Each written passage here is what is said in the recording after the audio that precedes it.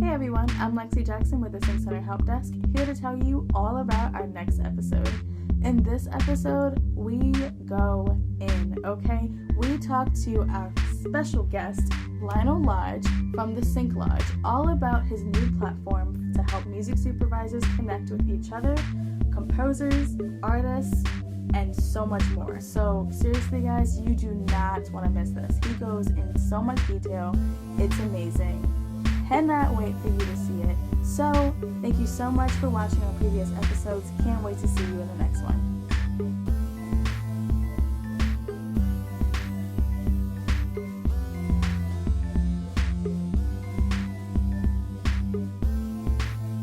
Hey everyone, I'm Lexi here with the Sync Center Help Desk, and I am actually so excited to introduce a new guest that we have speaking with us today. Obviously, as I'm sure a lot of you know, we have John Pashada here to talk with us from the Sync Center, but Hello. Today we also have a lovely gentleman who I met today. He's great to talk to so far. I can't wait for you guys to hear more about him. His name is Lionel Lodge from the SyncLodge. What's up, Hello. Lionel? Hello. Hi. How you doing? Great to be here. Thank you for inviting me. I'm excited about this. Of course. I'm excited about this too. You have a really great organization and program set up that you were actually wanted to bring in and talk to us about. But I wanted to, before we dive into all of that, I wanted to just find out from you. Can you tell us a little bit about yourself and how you got started in this business? Okay. Well, music business. I knew about the music business before I knew it was a business.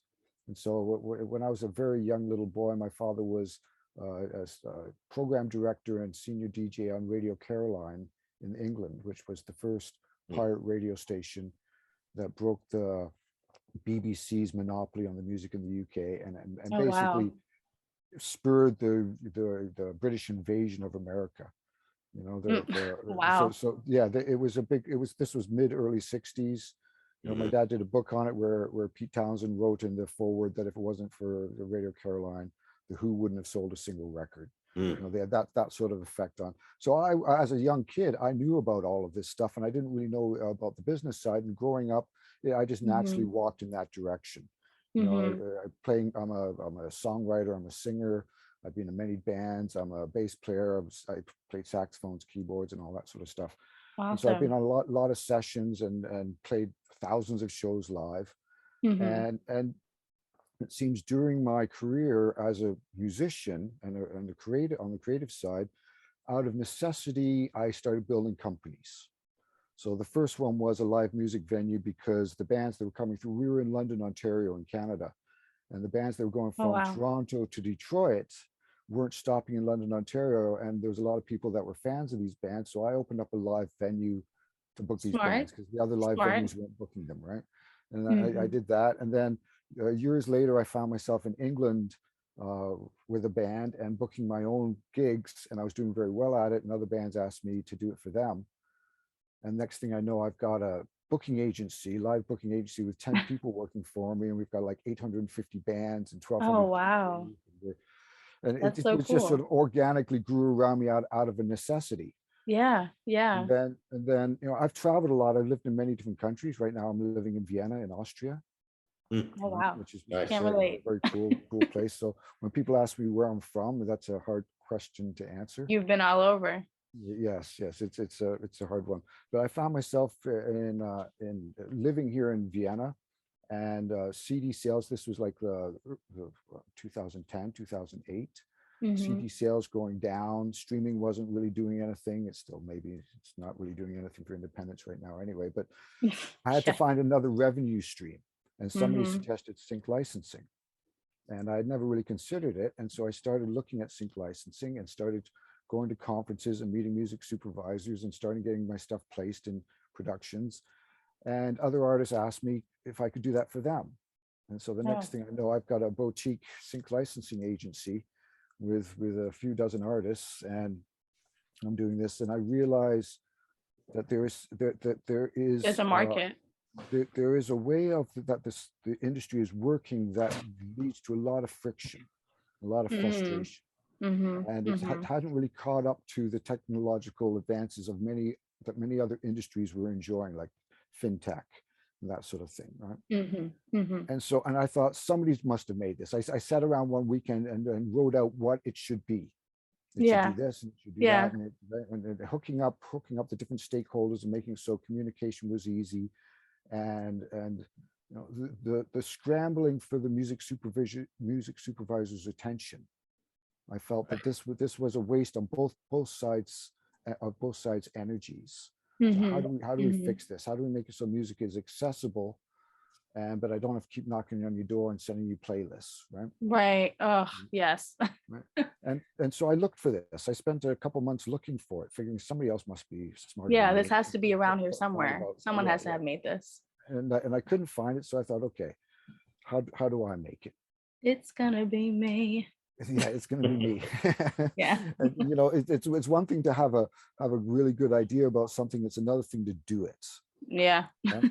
100%. And I'm not a tech person, right? You know, I used to write HTML in the 90s, late 90s. Oh wow. Right. But besides that, I'm not a tech person at all. So, but I found a tech person. And they were working in the banking sector. They did on the Deutsche Bank systems. They did Bank Austria systems, many different big banking systems. And him and his team were quite bored with banking systems. And so the idea of working in the entertainment industry and building something that is very challenging and is quite a large system was a very interesting thing for them. So we merged together, and that was the start of SyncLodge. And that was about 2.5 years ago. Wow. So we've been building it since. Yes, it's been a long haul, and we've had a lot of input from many different people, right? Many different music supervisors, visual production companies, advertising agencies, publishing companies, record companies. I've sat and talked with many different people, and you know, the basic thing is, what am I missing? I must be stupid along the line somewhere here. What's going on that you know? Give me some advice of how. What didn't I think of? What didn't I cover? What didn't I think of? Right? Yeah. And there was a lot of things. We had a lot of great input from you know, professionals, long-term professionals in the industry. So that's great. So you actually kind of touched on this a little bit, but just to go in a little bit more detail about this. So what would you say inspired the SyncLodge? Would you say it was just you noticing the need like you did with the venue? Or would you say it was a combination of a few different things? Because it sounds like it was kind of a combination of a few things. A combination of a few things, but really just noticing the need, just you know, making friends with people on different sides of the industry and hearing about their pain points. And just thinking, well, come on, right? There's got to be a way of doing this. Like, well, there's got to be an easy way. Why is this so labor intensive? You know, just the simple thing of cue sheets. Yeah. Oh, right. Yes, I just heard about that being like, well, I didn't know for a long time that wasn't standardized. Like there was no standard cue sheet form, and I thought, why not? Like that makes so much more sense to have one. If they get filed at all, oftentimes they just don't get filed. Yeah, that too. I was mind blown. I was like, what? What do you mean? Like that is one thing that we are working towards internationally with many different organizations of standardizing. Now CSAC, which is CIS, they are initiating a standardized cue sheet right now. Right? Yeah, I read about that. I went around about 2 years ago. I went around to all the different main PROs and said, you know, we should standardize the cue sheets, right? Right, it's a simple thing. Why does everybody have a different version of it? Right, let's just standardize it. And they all said it was a great idea to standardize it, but they also all said, but everybody should use ours. Right. Ours is the best, right? So after like 3 months of doing it, back at zero, right? It was the egos that got in the way of the standardization, is what you're saying. No, I've found too that there's tons of legacy software. Like a friend of mine was the head of technology at BMI, and just a few years ago, they had DOS machines still being run. Yeah. These are green screens from the early 80s. Yeah. You know, so a lot of it is integration. It's like, you know, they're running dozens of systems on top of each other. For them to make a change, it's a big deal. Yeah, this is the thing. This is the problem, right? Yeah. Change can be hard. With SyncLodge, we automate the building of the cue sheet. So as soon as a song is placed, all the information is put inside the cue sheet, and it can be exported as an Excel file or as a PDF. It can be shared with anybody.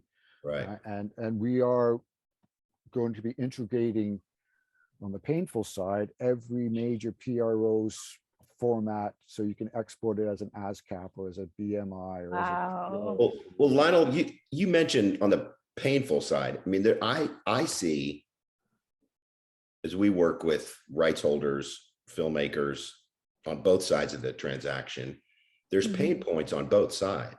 Yeah. I mean, I'd be interested in hearing, kind of, as you've built this and listened to people, what do you, if you were to summarize the pain points for the rights holders and for these supervisors, how do you see those pain points? Well, you know, just as we were talking about, one of the things is the cue sheets.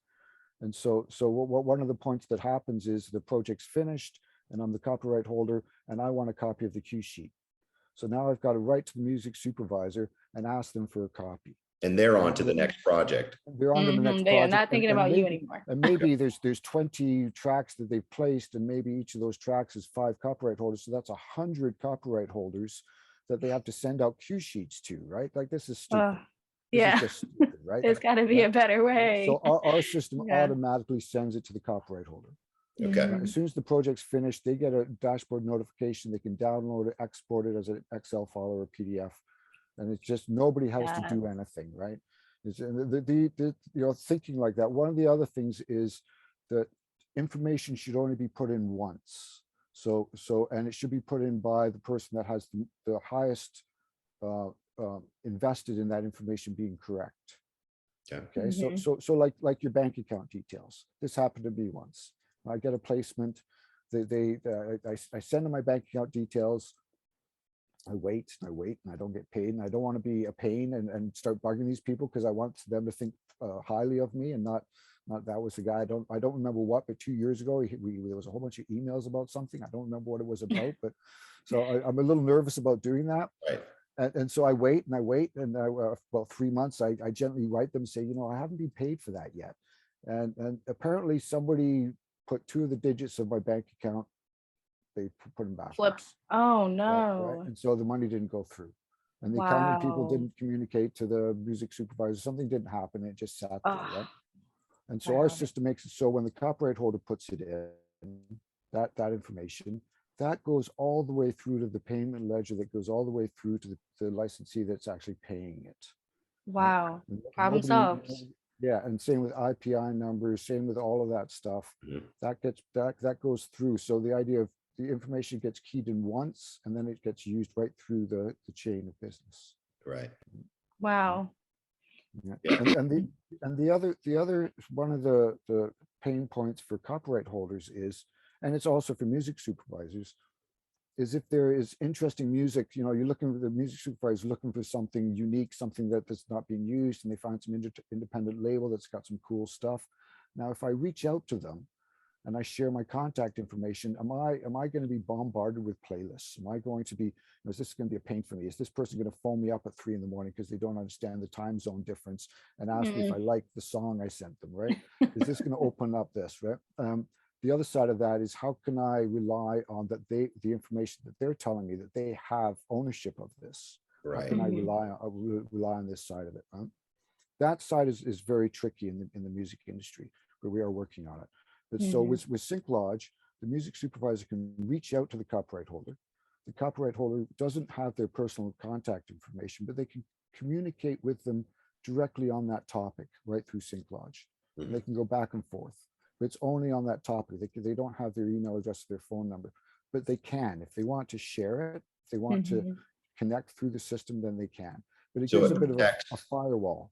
It protects the supervisor from kind of being inundated with from exposure, just being exposed, right? You never know. You're reaching out, it's cool music, but the person might be whatever, right? You know, spamming you all the time. Yeah. And no one wants that. Lionel, does that's only if both users are using SyncLodge? Well, a music supervisor can send out a quote request to a non-member. Externally, okay. Yeah, and what happens is they can do it what we call offline. which means that then they export or send it through the system, but it's not through SyncLodge. It's directly from their email address to the other person's email address. And when the person reacts, they react to their external email address. Yeah. Or they can send it inside the system. And if they have the contact email address, then that copyright holder will get an email saying, so-and-so is interested in using this song, right? Please come to SyncLodge, log in for free, register for free, and you can see details of this. Right. Cool. That's really cool. I'm like mind blown right now. I feel like I'm just like stepping into the future right now.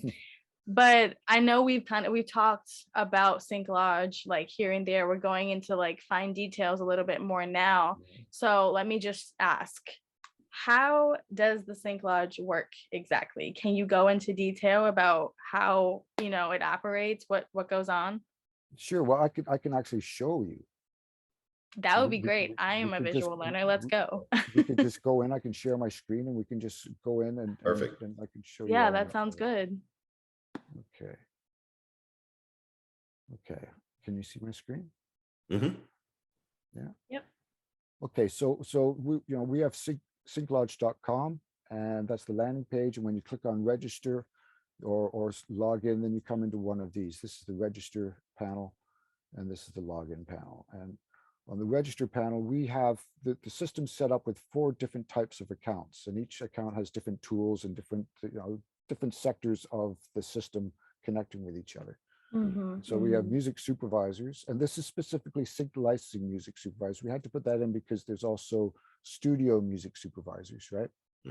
Oh, okay. This is sync licensing music supervisors. And there's also copyright owners, sync admins, and sync agents. Okay. Right.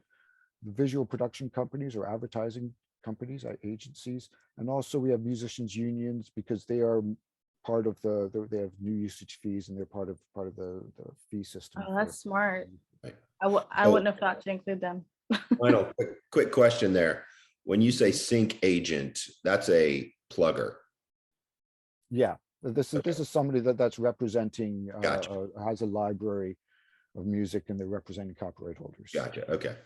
I An know. admin can be a sub-publisher, right? It can be territorially based, and the system does recognize territorially based authorities. For like a sub-publisher in Australia is handling your stuff, and if the production is done in Australia, then the music supervisor will get that person's information to be able to directly talk to that office in Australia.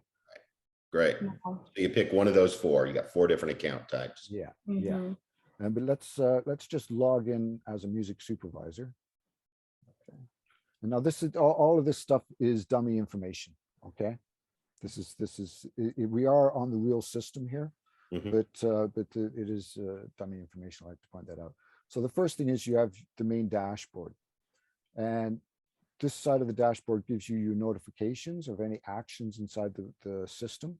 Right? There's many of them, and then some of them have functional buttons to, like, this is the project's being finished, and there's the payment ledger that they can download, and this is also for the licensee, for the visual production company finance office, they can download it too. But I like to point out that I'm a person, I don't like getting in my inbox of my email tons of emails of every time something happens, right? Sometimes LinkedIn gives me way too many notices. Yeah. This person liked your posts. Yeah. Times 70. I don't have enough time to delete them all the time. Yeah. So we built something in here. Now I'm going to move that out of the way.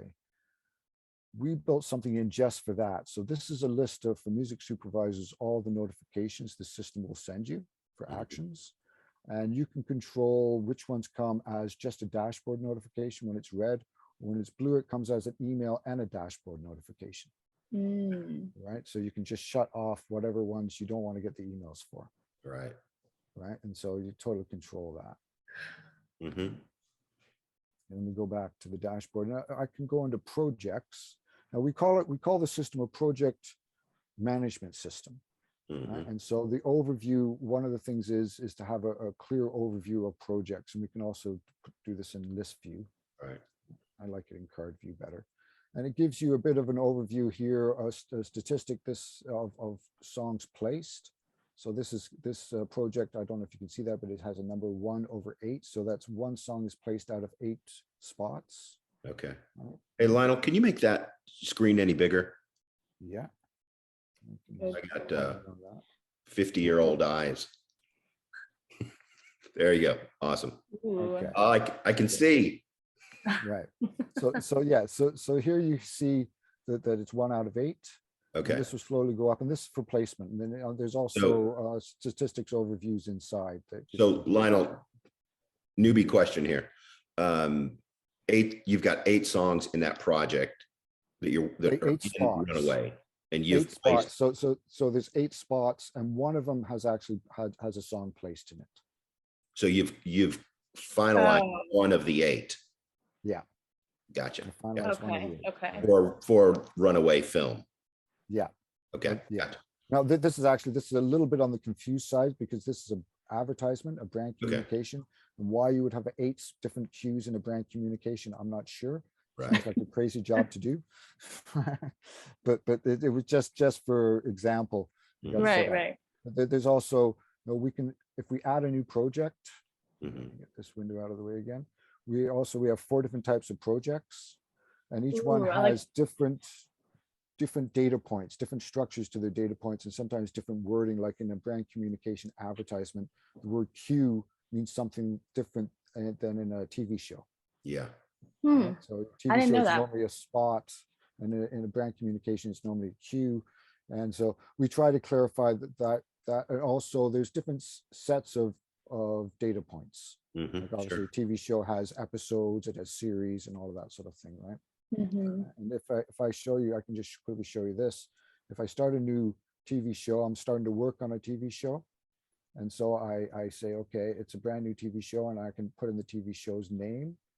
Let's see if I can pick one here. Yeah, okay. So I've got a TV show. This is a TV show, and I can select the series. Okay, it's the first series. Now I'm going to actually work on episode 2, and I can put the episode name in. Now this, and I can create a new episode. Okay. All right. Cool. And when I do that, yeah. Now this, because I've zoomed in, this is all looking funny. I'm going to zoom out just a little bit. I'm at 200% because it skews the setup of everything, and so it automatically inputs the information I've already put in. But then there's also other data points that I can put in. But let me actually go back out to one that's complete. Okay, so here is a TV show that I've put in. I've had project length, the number of spots, my start date that I start working on it, right? The end date that I have to get it finished by.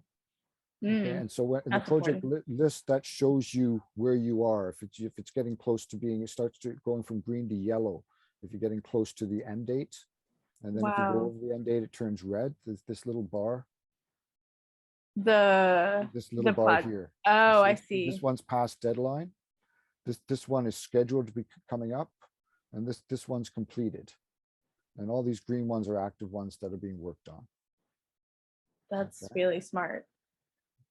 Can we dive into one of these projects? Yep. How do let me actually go back to this one. This one is better set up. Yeah.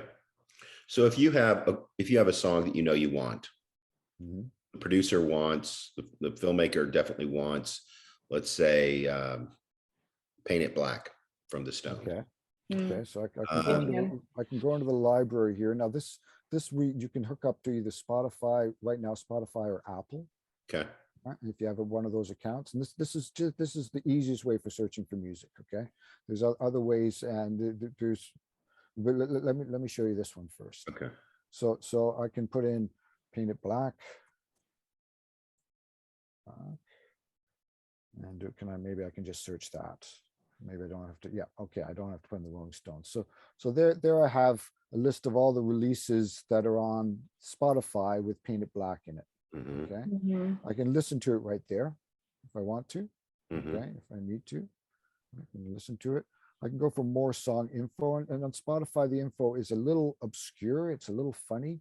You know, popularity. They have these number codes. So we gave an explanation. So you can go in and see what all this means. And in the future, we're going to be able to search through these. Right now, it's just offer up as information, but Wow. the main thing is I can say, okay, I like this. I want to use it for a project. So I'm going to add it to the spot. Okay. So then I choose the project, right? We're on Runaway, and I choose the spot. Let's just choose a random one. I'll go into number 6. Okay. Now I can add it and can keep searching and keep adding, or I can add it and then just go directly to the spot right inside the project. All right. And so there it is. Now this is a little skewed because I'm zoomed in, right? Like these buttons should be side by side instead of one on top of the other. That's okay. But anyway. So Lionel, everybody knows Paint It Black. We want the song. We've got the budget for it. How do we then go through to the rights holders? How do we push this through and put like a sync? We call it a sync query. Here's the price. Here's the project. Okay, sync query. Maybe that's a better. We're using quote request, but maybe sync query is a better thing to call it. That's fine. I'll put that up to the guys. So first thing is, like, you can list as many songs as you want here, and they all will have the status of new. Okay, so you haven't done anything with them. You just listed them. Then you can shortlist, and just to make sure you want to shortlist it, you haven't wrong clicked. We have that pop up to make sure. And then now it's actually a shortlisted song. Now I can search for the recording information. Okay. And here I have it. Okay, singles, Rolling Stones. These are all the different releases. Okay, so you can look down and see. Okay, which one do I want? Let's start with the first one. Okay, the singles. Now, Lionel, are those versions, or is that the same song released? It's the same song with different releases, but then it could be a live one, right? It could be right. You could find live things. Here's a live one, right? Yeah. So it depends on what you're looking for, but it gives it under this criteria. Now we can also search with ISRC, and in Spotify you can search with genre, and you can search with ISRC. But genre is obviously the most usable besides that. But so if I say the version everybody knows. Probably the same. This is it looks like the original version, right? Single 65 to 67. Okay, so I'm going to view details, and here, get this out of the way again. Here I can see the recording information. There's the ISRC code, right? Duration, right? The artist. I can see the release information. There's the record label, right? Okay, there's what the release title is, the album title. There's alternative titles, the data provider. Okay, this is coming through Gio Savigny. Okay, we are hooked up to so many different databases right now that sometimes I haven't actually seen that one before. Right, but that's and then we can also look at the work information, which is the publishing. Okay, so the main tab just shows you the basic information, but I can go on and view details. And if there's alternative titles, okay, so this is Painted Black in different languages, right? This is German, so the German release, right? I can find the publishers. There's the publisher with their IPI. So let's go. Can you drill down into ABCO publisher? Well, not here. If we accept it, then we see their information. Okay, but this just gives you an overview of the listing, and then we have the writers. Okay. So, but if I can choose that information, and it asks you, because we search for recording information, it asks if you also want to include the work information, the publisher information. As I say yes, then I can see, okay, here's the two companies. Now this is the master side and the publisher side. And the publisher side, yes. So 200%. Obviously, this is a unique situation because normally the publishers, there's quite a few of them. Right. Normally there is. Now with these companies are not actually they are not in the SyncLodge registry yet. Okay, and what that means is we have not built a registry of all the companies in the world. Sure. Right. They get added as they get needed. One of the things that's going to change is if a music supervisor wants to use this, then it automatically adds it. Right now it's a little cumbersome where you can search for alternative names, and if it's not found, you can just save it. Yeah, those are the right. And then it's in the system, right? And if you can search, and if it's just say it's not found, we're getting rid of those steps, so the music supervisors don't have to do that. All they have to do is select them, right? And then it gets added. But that's just a technical thing on our back end of So Lionel, differences. what is the select? What are you doing there when you select? I mean, So I'm gonna want select master both and the of publisher. these. Yeah, I'm Okay. gonna select both of these to use. Okay. Right? And I use both of these companies, and then it auto populates it inside the song, inside Okay. the queue, right? Inside the queue to put it all list. together. Yeah. So if I go back out into the queue, I can see this song, and then if there's many songs, this one's shortlisted now, and I can go in, and there is the record company information, right? And I also have recording information. Right? And there's some things that might not be included in our data. So, if this is the original, yes, it's in copyright, country of recording.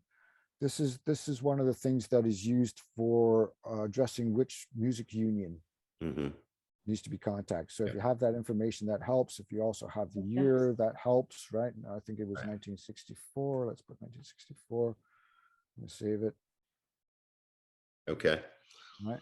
All right. And then we have the same with the publishing, right? And we have the recording information, and it shows the ISRC code, right? Everything that's, and then there's also a tab for musician unions, and so I can search for if there's fees. If I know it's not applicable, I can just click that, and it turns this yellow to green, so it clears that element of it. But I can search for it, and it will give me, okay, this should say the MU for the British Musicians Union. That's they're coming in on the system. So right now we have the AFM and we have SAG-AFTRA, and if it's these guys have authority, then you can just send them a request for the fee, and it furnishes them with all the information they need to calculate the new usage fee. Right. So we've asked them what they need, and it just gives it to them. And I can show you on another side how that looks when it comes back to the music supervisor.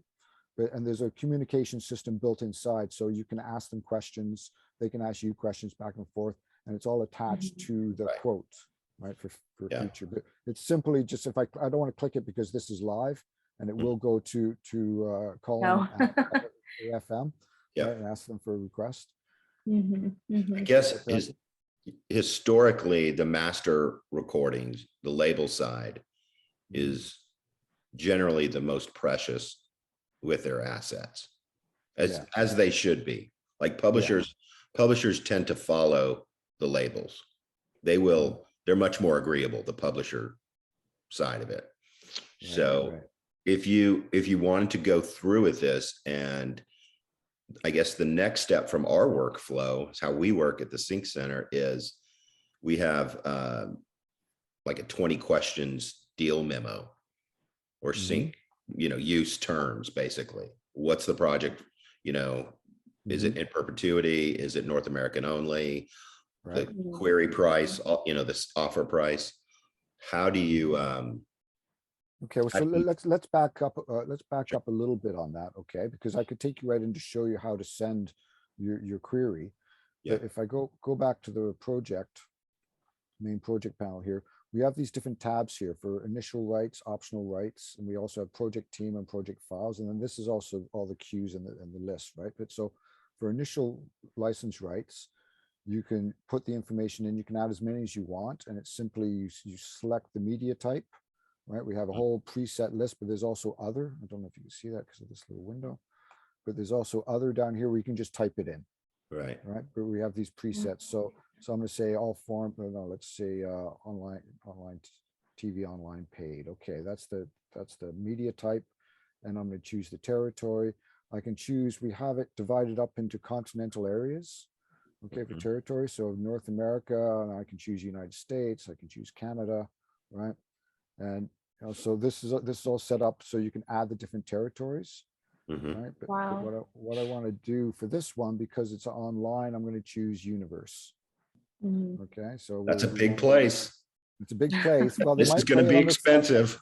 It might, there'll be. This is going to cost us on Mars at some point. There'll be one to watch film on Mars. You don't want to have to renegotiate just because of that, right? So that's going to be pricey, right? And then you can put in the license duration. You can type it in. Like one music supervisor was talking about, it's for conference things, and then they do it for about an hour. Well, that's all. So that 1 day is enough for the license, right? And so you can type that in. But we also have presets, right? So you can just put in, and then also the license start date. Yep. Right. And so then you can choose whatever the start date of the license is going to be, and then you add it. So all this is being attached to Paint It Black. Yes. Okay. Well, this is being attached to the project. The project. Yep. The whole project, right? So Mhm. these are the terms for the project, and we can also do the same with optional license rights. And the cool thing about optional license rights is also you can add an execution date. You have the license start date. You can also add the date that you want the system to knock on your door, give you a notification saying, in 30 days time, and you choose the date for this, is when you have to either pick up this option or not. So here's, maybe you should start thinking about it now. Okay. Right? And you can set the date on that. It could be 3 days before, but it gives you a notification saying, this project was done 2 years ago, and now here's an optional license right that's coming up. You should notify the client or whatever. Yeah. And so, and this will give you So and an email. The execution date basically comes in handy for when you are setting up a license ahead of time. So so this would be like, we want to do this. Our main thing is we're going to go on network television with this, and we're going to want a trailer. That's our main license rights. We want license rights for that, but maybe in a year's time we're going to want to put it online. We don't know yet. So if we do, we want to negotiate as part of the deal now. And so we don't have to negotiate, because maybe the thing's going to take off and be a big hit, and it'll be cheaper for us now because nobody knows about it, and maybe we'll get a better deal. We don't have to negotiate and inside. And as long as we pick it up by the license start date, then the initial deal stands, and we just have to pay them what we've already agreed to pay them. Right. Gotcha. So, question about the project information. Are you assuming MFN for all the songs? Well, we with inside the queue, like here you have the music budget for the project. Okay, this is you put this in, and we have, if I can see, we have 8 queues, right? 8 spots or queues, depending.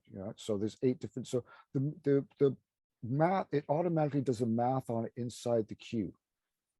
So I show the list of queues here, and I have 8 of them, and it's no, I've changed these, but initially it would automatically just divide up the 160,000 by 8. That's 20,000 each, right? But then I can change them.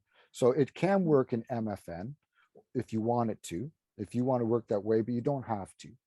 And it also works inside with if you have, if the record company wants more than the publisher, and they're saying it's our recording, Paint It Black, is the recording's worth more than the publishing, we want this much, and the publisher doesn't get that much, you can adjust it that way. Okay. But it would automatically do the math for you as if everybody gets the same. Okay. Right? And then the next question, Lionel, which one of these is Paint It Black? Is that Q1? Yes. Okay. Did we put it in Q1 or did I think it's 6. Q6, yes. Okay. Put in Q6, yes. Sweet. Right. Okay. Yeah. Right. Okay. Yeah. So it starts it as MFN, but then you can customize it and change publisher master. Gotcha. Yeah. Okay. So here we have the song for the spot, the Q6, and for the whole queue, for all the different publishers and copyright holders, you can set up for MFN, you can set up your quote request, right, or your query. And it's automatically done the math on the initial license right, because that's the initial budget, but the optional one is in the future payment, and so you want to put that in, right? So we put that in, and when we create the quote request, then it saves it, and it would automatically use that information for every copyright holder that you're sending it out to, but you can adjust it for each one, right? Gotcha. It just sets it up automatically that this is the standard we're using for this queue. This, right? And then inside, now as I'm in here, inside the quote request, you have the ability, it gives you the basic, like you were saying, the different data points that you send out. We've included project name, music supervisor, type of project, events country for UK, Q type, or visual instrumental, right? Q budget. I'm sorry, Lionel, you cut out a little bit. Can you repeat what you were saying that it covers? Okay. So here, let me just back up, actually get right out of this. So here we have the queue and project information inside the queue, the quote request. And when you open it up, it automatically adds the basic information explaining what the project is. The project name, the music supervisor's name, the type, the brand name that this advertisement's for, the reference country. This is the country that's being produced in. Actually, we're looking for a visual instrument painted black. That's a little okay. We're a little off color there, but anyway, it's a vocal song. And then we have the queue budget, right? The overall queue budget and the queue length. You can also add in, if you want to add in the whole project budget, the video production company, the director, the producer, the client, and it automatically adds these points. Okay, and if there's any other points, and we openly say this, if we are missing anything, and you're saying, but I also always add this point, let us know and we will add it. Okay, we will add a field for that point and automatically put it in. So let me just make sure I'm understanding your workflow, Lionel. Your send project budget, that is the total budget. That's the total budget for the project. Some people want to know that, right? So you some can people want toggle to know that. You don't have to add that if you don't want to, right? Or you can not add it at first and they can ask you for it. Okay, so you're making this information available to the rights holders, like this is the director, this is the producer. Okay. Yes. Okay. Gotcha. Okay. And this is I'm building the main one for the queue, for the whole spot, for every copyright holder that we're going to be sending requests to. So maybe for this queue, maybe I'm shortlisting 6 songs. So this is at the project level. This is on the spot level. Spot level. Okay. Right. Okay. And so every copyright holder, if I'm shortlisting 6 songs, every copyright holder I could send this template to, but also during the sending, I can adjust it. Gotcha. Right. But I just set it up. So if this is where I'm going to go, then I don't have to keep building it every time I send out. Right. It's already there and you can add in, you can adjust it as needed, but at the end of the day, the template is there. You have it set up. It makes it a quicker workflow for you. Yeah, a lot quicker, right? You can just send it out. You don't have to do any typing or anything. So I'm going to create that. And with all of our documents, with all of the mechanics of it, we have a communication system that's what I call hardwired to the document. So this will be hardwired to the quote request. And at first, because I'm creating the main template, I can add a comment that will go to every time I send out this quote request. So I could say, this is a really cool project. It's an indie project, but it's going to be really cool. And we give, good kudos to the artist and the song, right? Anything that I want to do to try to sell it, I can put that in and that will go out to all of them, but be careful with that because it will go out to all of them. Okay. And when you independently send it to each one, you can also add a comment that's separately just going to that copyright holder. Gotcha. Okay. Does the comment get locked in? It gets locked in. Okay.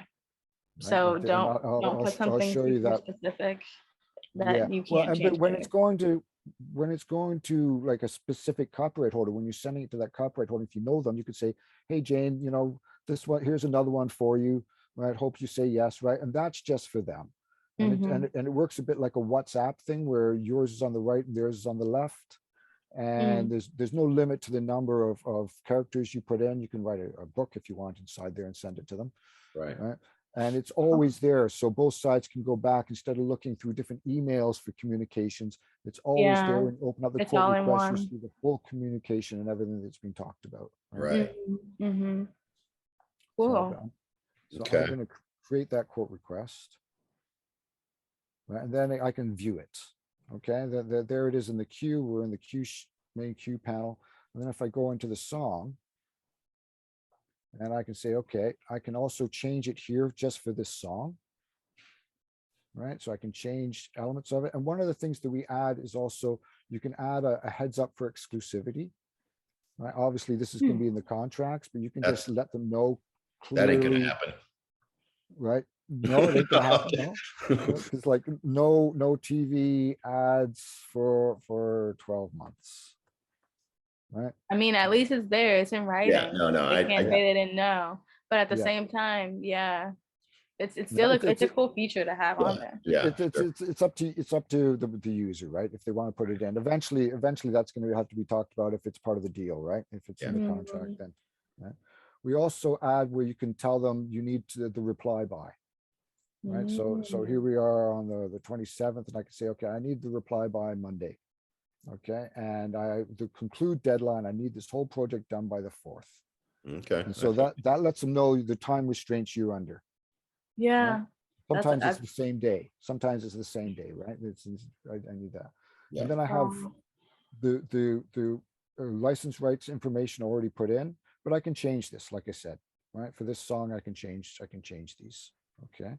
And so I'm just saving it, and I can, for the whole song now, I can add a comment. It gets a little complicated, those comments, but I'll take you right into the. Now, we don't have these guys in our system yet. And as you see here, there's a yellow exclamation mark. Company has no sync contact information, okay? So if you know what this is, you can add this, and you can add this from your own personal contacts. Oh, so good. If you have Abco, you can just say, okay, Abco, and just add it, and it adds, and this is just for your personal contact information. Right. So and it just adds it, auto-populates it for you, right? Great. I'm going to put in, because for the master, this is all I really need. I'm just going to put in, I hope they don't mind me doing this, but I won't send it out to them because it won't go to them. I'm just going to put in a SyncLodge fake email address. Okay. So if that's the email address, and then I can also put in the phone number. This is phone. Okay. Fake phone number. Okay. So I save, and that's just my personal contact information for them. Right. Okay. Did I save that? I saved that. Yes, I did. And let me put it over here. Sorry. Let me just put it in the main. I'm trying to skip ahead to save time, but I think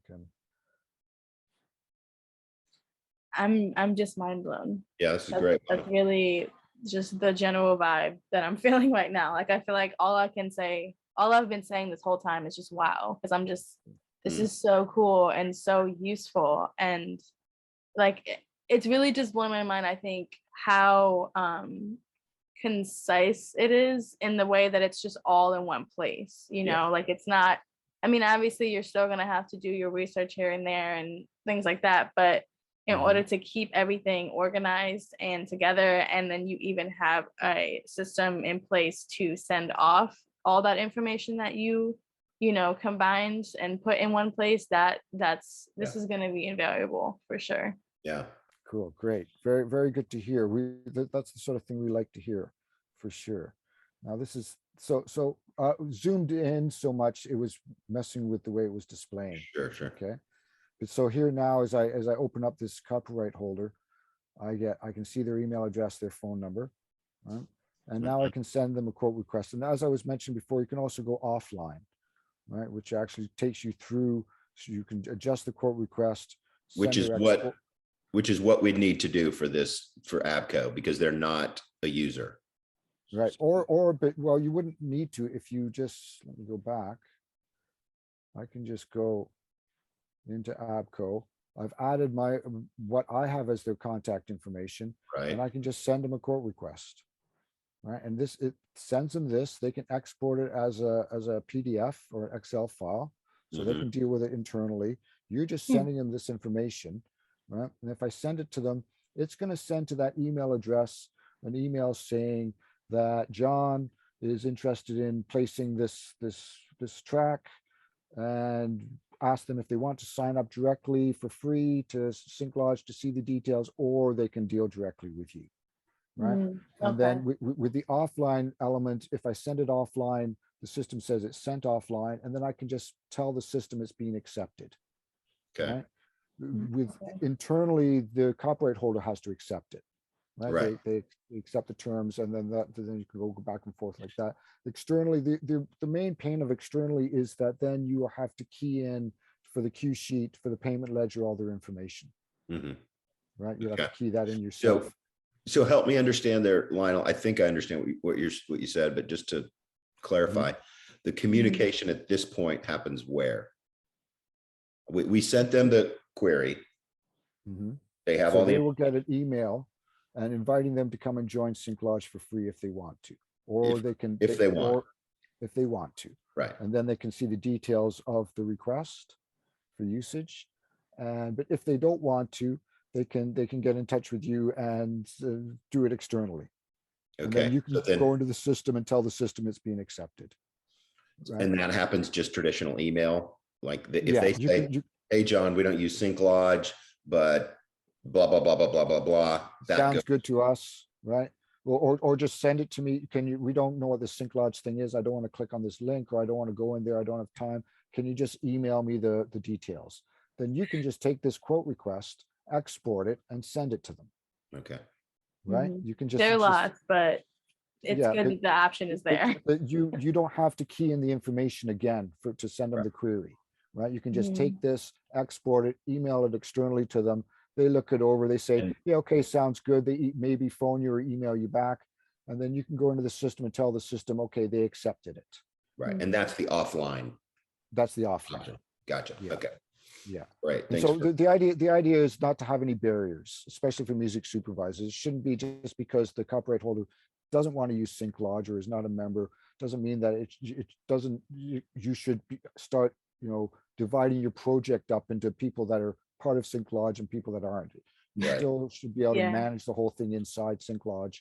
And it's just, okay, like I said, then when it comes to the cue sheet, you're gonna have to key in their information, their IPI number and all that sort of stuff, right? Yeah. Okay, great. All right, so that's an important workflow for us. And that cool. And in this case, the Paint It Black example is rare because it's publisher and the label. So if we went Shake It Off by Taylor Swift.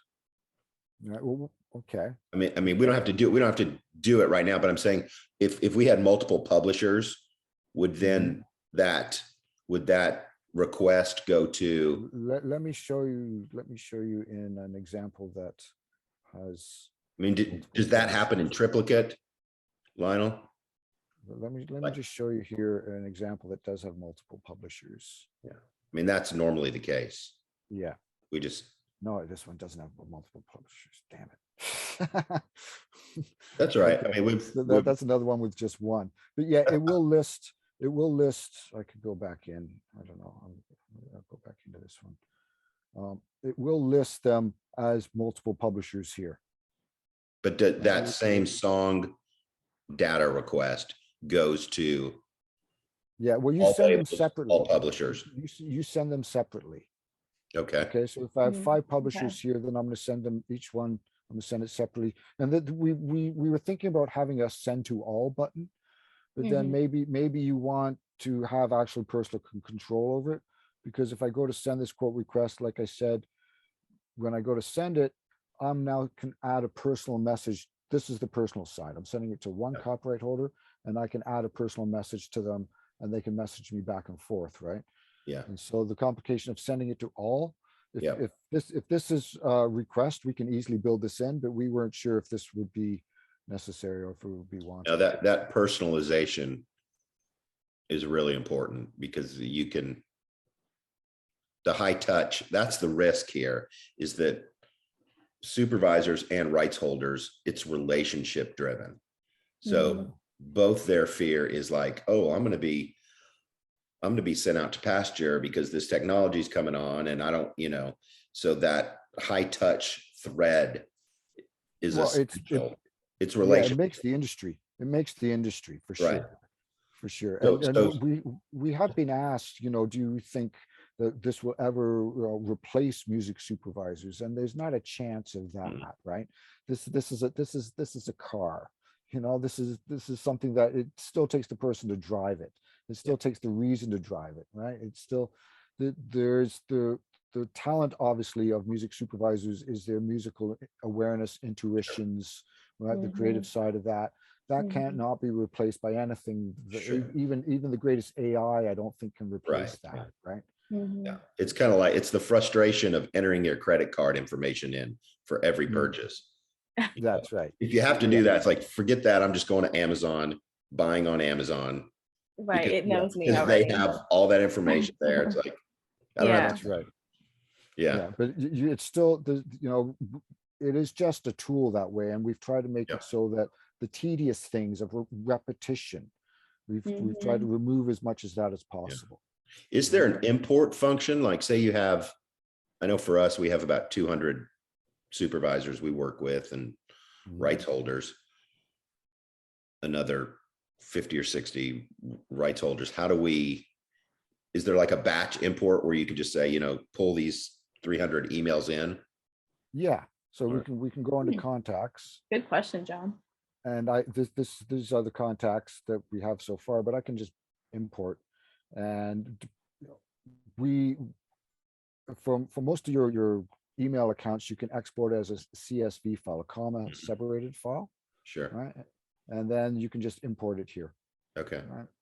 And you can just choose the type. And if you need other types, which we covered, like Outlook and Google are the main ones, and the Google data template is pretty well used by a lot of them, a lot of the other email systems. And you choose the file. Like I could try one right now. I'm not sure if I have one of so that will then suck in Sony, Universal, Warner, whatever you have, right? So I can go here, my Google contacts, and it shows me all my contacts in this file. Yeah. And I can just choose them all, right? And it would just load them all up, right? And it gives me their first and last names, whatever information that I have. That's awesome. Right? And then I can just load it up. Yeah. Because and it adds it to the whole thing. Right? That's a time saver. Great. Yeah, dude, for sure. That just made me happy. Cool. And we have these different color points on the contacts. And so the green ones, this is somebody that either they have or I have reached out to connect with on SyncLodge, and we're connected, so we can then message back and forth. Right. Okay. The yellow ones are pending. So I've sent the request to this person to connect, and it's pending. I can invite them again. Right? The blue ones, I haven't requested them to connect yet. Right. I love it. That gives you an overview. And then I can also add, I can go down to this guy. I can add any of them to my favorites. Okay.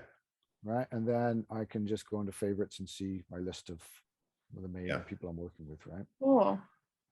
Wow. And obviously you could just add single contacts. You can just add the contacts. Lionel, this is really great, man. I mean, this is really well thought through. And I think in the next 6 months to a year, I mean, this will really be baked in a really great way. I mean, you've done a lot. We're hoping. This is sure. Yeah, for sure. And it is. We think we've covered the main nuts and bolts of the mechanics of music supervising, and try to take away as many pain points as possible. But it is growing, and we are always open to input.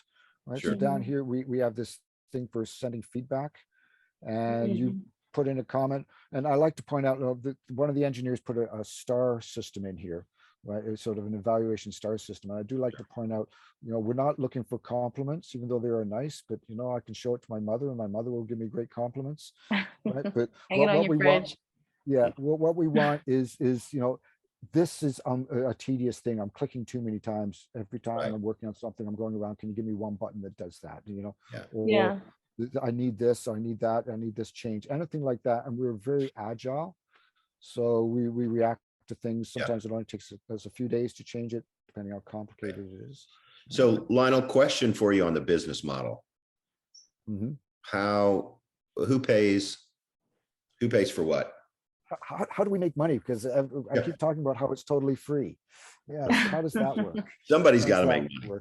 Somebody's got to pay for this. Right. It's not a cheap thing that we built here. No, right? It's not. So the way I've come from the creative side, right? As I said before, right? So the idea is, okay, how do we make it so that the music supervisors, I think, are overworked and underpaid, and they haven't been given the technology that they deserve to really do their job. I like to say this, and it's not just blowing smoke, but for all the joyous moments music supervisors have given mankind, I think they should be given a bit of a lift up. Right? That's one of the thoughts, right? This is give them a bit of help. So, Yeah, yeah, well, yeah. So thinking, okay, so how can we do this? We can make it so that when the copyright owners earn money through the system, that we get 2% of that. That's our business model. Okay, so we do not transfer the money though. The transfer doesn't go through us. It still goes through in the way it does now, where the licensee sends it to the licensor, right? Okay.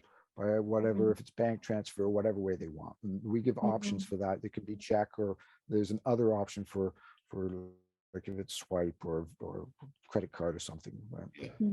Prefer bank transfer. Right. And then we 30 days after the placement is being paid. So in the payment ledger, it shows that it's been sent. When the licensee sends it to the copyright holder gets a notification. This license funds were sent, and we ask them Lionel, to are you still confirm. sharing your screen? Yes. Should I stop? Can you show us you said that there's a payment ledger. Can you show us that? Yeah. Yes. Or maybe I should go into one that's actually completed, because then there will be something in the payment ledger. So in the all the projects have these two buttons up at the top, right? And the cue sheet with all the information, right? And exportable, and then the payment ledger.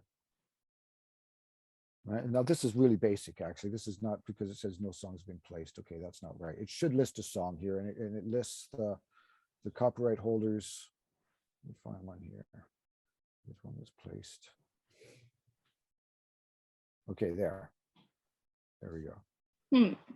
So it lists, it gives you an overview of the accounting, right? Of what's happening, what this is the overall music budget, what's being placed, what's open, right? And then here it shows the publishers, right? And through the system does ask them to give percentages of ownership. This is one thing that the steps on the copyright holder side, they're asked to put this information in. Eventually they have to give it, right?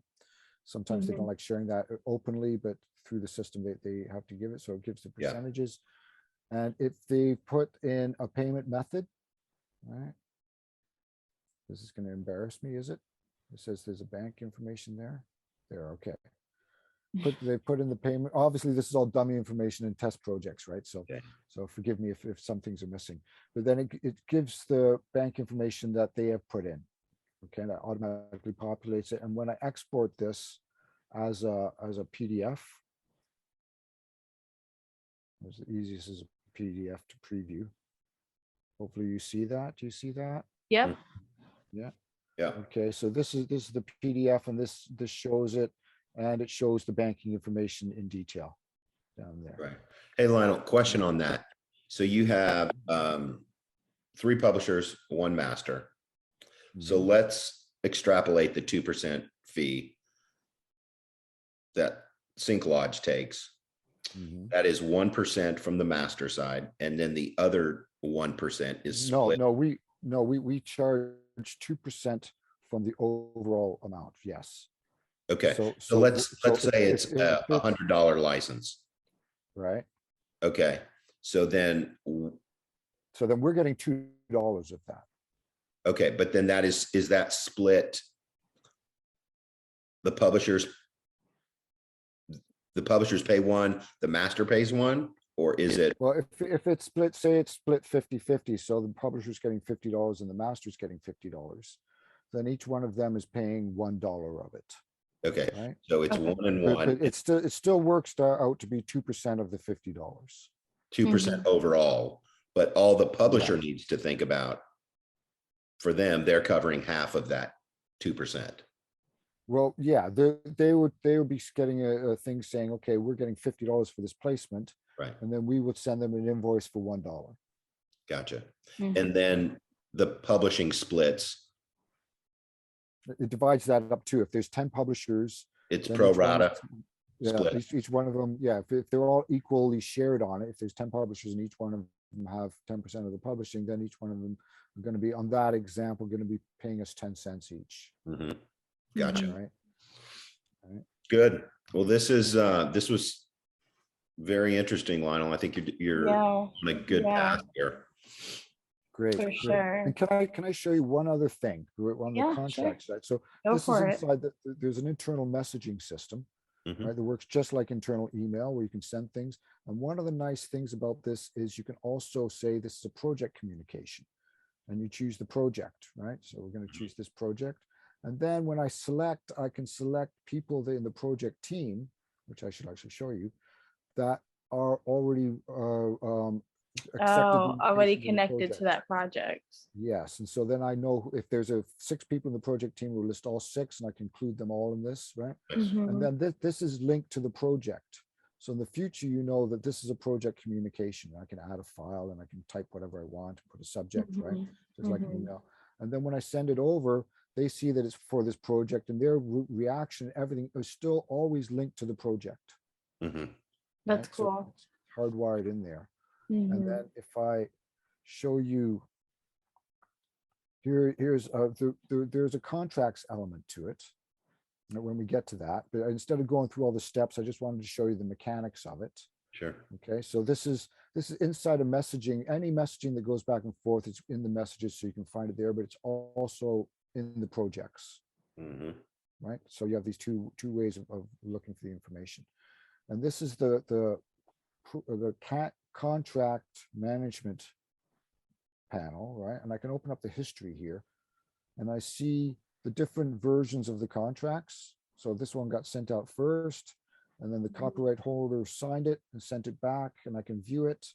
And now this is the current version, and as both sides signed, but I can set, if we're going negotiations and I want to go back to a previous one as the current one, I can set that as the current one. Oh, wow. And then I can add a new version. So like if I want to, for signing it, if we're changing it, I can add a new version to this project itself, or this contract itself, sorry. But I can also add an additional contract. So sometimes with advertising, there are different layers of contracts, and I can have 4 different layers of contracts in here, each one with an overview of different versions and what's being signed and what's not, right? Sure. And then if I change it, then I send it over, and I can add a message. Now I've got goobly gook message here. This one's a real message. But I can add a message, and as soon as I send the message, I can just put something so short like, okay, as soon as I send that, that's gone to the other side, and they've got a dashboard notification saying there's been a new comment message regarding this contract. Yeah. Right? Wow. And it's right inside there. That's great. And this is right inside the projects, right inside the spot, so you can find it at any time. But also, like I said, we put it inside the messages section, so that, and you can sort it. I can go in here and just go contracts, and it shows me other messages of contracts. Right? Yeah, all out of your, like when you search for your emails and you have keywords and things like that. Yeah, I can put anything I want, but I can also generalize it. So these are my quote requests that have come back and forth. This one's being accepted. Oh, that one's being That's great. Okay. Wow. Okay. Okay. Awesome. Well then, yeah, I'm just, I feel like I'm like a sponge right now. I just soaked all that in, and that was amazing. One thing that I will just say about this whole thing is Lionel, SyncLodge, everybody associated, you thought of everything. Like from my perspective, I'm sure there's something that you could always, there's always room for improvement. But as far as I'm concerned, just getting started in the business and understanding the workflows that are associated, like I'm blown away. So good job. Great. And Well, that's really cool. This is cool. A lot of good work, Lionel. You guys, you and your team have done a great job, and we've been doing this for 17 years. So our workflow is spread out across a handful of different technology SaaS tools. So just to bring it into this, just to get it to this far is really well done. Yeah, for sure. Well, great. Thank you. Wow. Awesome. Well, maybe really what we talked about today was just the supervisor side of this. So maybe at another time we can do a similar walkthrough on the rights side and show how that works and how they get the requests and with the because that's a very different. That's the other side of the coin tools. For sure. And you said that there's 4 different account types. So like the fact that this has gone into such detail on this side of things, it really does make me wonder about how that process works for the rights holders and the artist side of things. So yeah, we'll definitely have to schedule some more time with you, Lionel. I appreciate you so much for taking the time to spend today, for sure. Well, it has been a pleasure, and hopefully I didn't go too quickly through things. I tend to start getting excited and hey, passion is great. That's great. I think it was a great speed. I feel like I learned a lot. I always learn a lot in these episodes, but today I definitely got my episode fill for sure. Great. And I would love to come back and show the whole copyright holder side and the different tools for management of sync licensing from their side. Yeah, that'd be great. That's great to hear. Thank you so much. Cool. Excellent. Yeah. To our viewers who are watching, definitely let us know if you want to see the copyright owner side of things. Like I said, there are 4 different account types, so we can be at this for a minute, clearly. So definitely let us know. Drop your comments down as well if you have any other topics that you'd like us to cover in these episodes. Lionel has been our great first guest of ours. But if you know of any other guests that you think that you want us to get into or contact, let us know about that too. I love meeting people, love connecting with people. Follow us on our socials. We are definitely here to help. Clearly, there's a whole system in place to help you. So thank you so much for watching. Thank you so much for over 100 views on our role of music and music supervision video. That was amazing to see. Yeah, definitely. Thank you so much. Gratitude all the way around. But yeah, did you have anything else you wanted to add, John? No, this was excellent, Lionel. I just want to thank you for carving out some time to talk about sync licensing. I mean, that's what we do here. So it's we love educating people and helping them think clearly about what is a confusing, convoluted process, unless you've done it for a number of years. There's a lot of pain points in it. So that's what this is about, just helping educate people. So thank you for jumping on. Yes, absolutely. There's so many resources for how to get your music to music supervisors, but there's not that many resources for how to become a music supervisor. So this is definitely a great conversation for that. And the fact that you have so many different avenues has been amazing to see. So thank you so much, Lionel. It was great to meet you today, and I look forward to our conversations in the future for sure. Thank you. Bye, everybody. Good talking to you, Lionel. Thank you very much.